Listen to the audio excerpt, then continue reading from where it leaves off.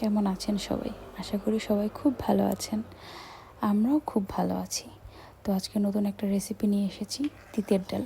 তিতের ডালটা তৈরি করার জন্য আমাদের লাগবে বুটের ডাল। বুটের ডালটা আমি খুব ভালো করে সেদ্ধ করে নিয়েছি। সেদ্ধ করার পর লবণ হলুদ দিয়ে এই যে একটু নেড়ে চেড়ে নিচ্ছি। তারপরে চুলোয় বসিয়ে আমি দিয়ে দিচ্ছি কেটে রাখা লাউ। এই ডালটা তৈরি হবে লাউ আর করলা দিয়ে। আর সাথে আমার একটা মশলা লাগবে আদা আর হচ্ছে রাঁধুনি। এটা কিন্তু রাঁধুনি আর আদাটাকে আমি খুব ভালো করে বেটে নেব, একদম মিহি করে। আমার এখানে বাটা শেষ। এই যে মিহি করে বাটা হয়ে গেছে রাঁধুনি আর আদা। আর এই যে দেখতে পাচ্ছেন লাউটা কিন্তু 90% সেদ্ধ হয়ে গেছে। এই পর্যায়ে আমি চুলার গ্যাসটা অফ করে দেবো আর এখানে করলা ভেজে নেব। সাথে দিয়ে দেবো একটু ফোড়নের সাথে সামান্য রাঁধুনি আর একটা মাত্র শুকনো লঙ্কা। এই ডালটা যেহেতু ঝাল হয় না, একটু মিষ্টি মিষ্টি হয়, তাই দিয়ে দেবো একটাই শুকনো লঙ্কা। করলাটাও মোটামুটি ভাজা হয়ে গেছে, পুরোপুরি ভাজা যাবে না। তো করলাটা ভাজার পরে আমি এখন অ্যাড করে দেবো লাউ আর ডাল। যে লাউ ডালটা সেদ্ধ করে রেখেছিলাম সেটা।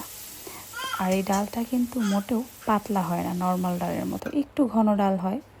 তাই আমি এখন অ্যাড করে দিচ্ছি ওই বাটা মশলাটা। বাটা মশলা দিয়ে সামান্য একটু নাড়াচাড়া করে দিতে হবে। আমি খুব ভালো করে নাড়াচাড়া করে বাটা মশলাটা ডালের সঙ্গে মিশিয়ে দিচ্ছি। আর এখন একটু ফুটতে দিতে হবে। ডালটা যখনই ফোটা শুরু করবে তখন আমরা দিয়ে দেব সামান্য চিনি। এই ডালটা আগেই বলেছি একটু মিষ্টি মিষ্টি হয়। আর দিয়ে দেব সিক্রেট ইনগ্রেডিয়েন্টস, সেটা হচ্ছে দুধ। একটু লিকুইড দুধ দিয়ে দেবো। আপনাদের কাছে যদি লিকুইড দুধ না থাকে 2-1 চামচ গুঁড়ো দুধও অ্যাড করে নিতে পারেন। তবে আমি প্রেফার করি সব সময় লিকুইড দুধটা দেওয়ার। আর এখন দিয়ে দিচ্ছি ঘোষবাড়ির খাঁটি গাওয়া ঘি। এই ঘিটা দিয়ে আর বেশিক্ষণ নাড়াচাড়া করা যাবে না।